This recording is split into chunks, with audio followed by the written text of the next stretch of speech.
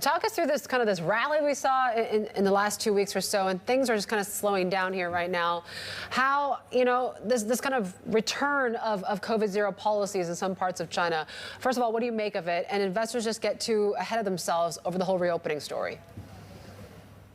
Well, the reopening is supposed to be gradual, right? And then also step by step. I think some of the places like Shijiazhuang, just now you mentioned, basically stop testing people like in one go, right? So suddenly it came to a dramatic stop, and then suddenly the case just rise. One has to realize that reopening and rising number of cases, they're not compatible, right? So as you reopen, then you have rising number of cases. So one has to sort of get used to it, and probably over time, we have to redefine, what we mean by COVID zero. Zero doesn't mean zero cases, but it really means zero death or zero severe cases.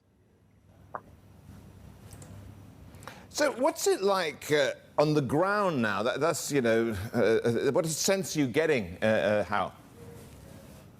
Yeah, I think by now, after 3 years, there's huge fatigue in the society, right? So most people are just fed up with it. And there are instances where people starting to refuse to do the COVID test, because it is quite arduous when they require people to do COVID tests every 72 hours in low risk area and in high risk area every day, and they reduce the number of checkpoints, a number of testing stations where you can do tests. So it creates dramatic inconvenience and also a huge loss of productivity in the economy. So, one way or the other, we have to reconcile between, reopening and also, how we define COVID zero, whether it means zero deaths or, zero cases. How markets are trying to figure out which part of this equity market to continue to chase higher and which to, I guess, consolidate at this point. I want to ask you about consumption. When do you think consumption is able to recover, and what do you think of consumption stocks too? Yeah, well, if you look at the October retail sales number, right, so it's quite depressing, right? So even retail sales is negative year on year. It takes a while, for confidence to return. Even if they reopen now, I think there could be pent-up demand in the initial weeks, and then it will die down, because people still have to find jobs, earn income, so that they can spend. Right now, after 3 years of lockdown, it creates dramatic disruption to the economy, especially in the service industry where, the number of work available and also, the number of service business that is still operating, has dramatically reduced. So, it is a time, China has to rethink the policy. In terms of what you're buying, avoiding, you're easing into cyclicals and growth over defensive and value here right now. What's going to be that big kind of trigger for you to kind of lean more towards that kind of a cyclical play? Yeah. Our base case really is, for China to reopen. After all, right now, export growth is also negative year on year as well. So both domestic and foreign demand is slowing. So if we stick to this policy, it could probably going to create even more damage in the next year. So our base case really is that China slowly reopen, so because of that, as the cyclical demand in upstream sectors should return, and also if you look at the profit margin cycle, right? So if you use the gap between CPI and PPI, you can see that the upstream, the profit margin, strangely in the economy is actually widening, right? So it is because upstream inflation is decelerating really fast. So that is a really good indicator of the cycle, economic cycles in China. I was going to ask, how can you tell that the cycle is changing, given the distortions of not just, of course, the lockdowns, but on top of that, what's happening with the property side of things? And, with property in the state it's in right now, how does that affect your thinking about the longer-term prospects here? Yeah. We really, the property sector is another sort of a sore point in the economy, right? So property sales is down almost half year on year, year to date. And also property investment has been a huge drag on the economic growth.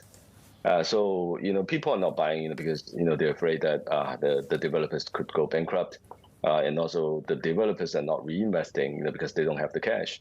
But we've seen the authorities rolling out a number of policies, right, trying to support the sector. For example, they're supporting the financing by the developers. They are also supporting buyers, to make it easier and also cheaper for people to purchase homes. But this kind of effects would take some time to show up. In 2014, we've seen very similar episode, because of 2 years of a very tight property speculation control. Property sales and also investment was down in 2014, and it takes 12 months to recover. Right, so this time we're probably in a worse situation. Probably takes even longer time to recover. How do you think they need to reverse mostly, or if not all, the deleveraging campaign, which really led to everything from shadow financing to other parts of financing drying up for the property sector? If they deleverage, then it would be even harder for the sector to recover. I think one has to balance between the short term and the long term goal, right? So in the short term, you sort of putting back a little bit of leverage so that some of the developers won't get into trouble. But then over the longer term, you still have to deleverage, right? So because that's one of the challenges that the Chinese economy is facing. And also, when we talk about the deleveraging, it is about a systemic deleveraging as well. So we're talking about the business in operating in economy that doesn't have physical presence. For example, in the financial industry, right? So there's tremendous leverage through derivative trading, through trust structure, through wealth management products, et cetera, et cetera. Those things are the leverage that is not easily detected, by economic numbers. Right, so those things has to be brought under control as well. So it takes time, but I think in the near term, the priority really is to save the property industry, because that is, almost 1/3 of the Chinese economy. How Hang Seng Index is up, or other indices are up 20-25%. How much more do you think this rally has to go short term? Well, in the near term, I think we had a really good rally. So we had like a 20% rally in a matter of 2 weeks. And so, one shouldn't be surprised to see the market sort of enter into a consolidation mode.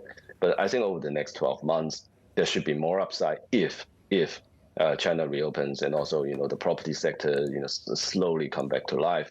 But I think right now, the market, both onshore and offshore, are rallying on the hopes and also a sentiment change, because the sentiment has been depressed for so long, and suddenly we're seeing light at the end of the tunnel regarding property and also regarding reopening. So it had a really good rally, but I think we're now in a consolidation mode.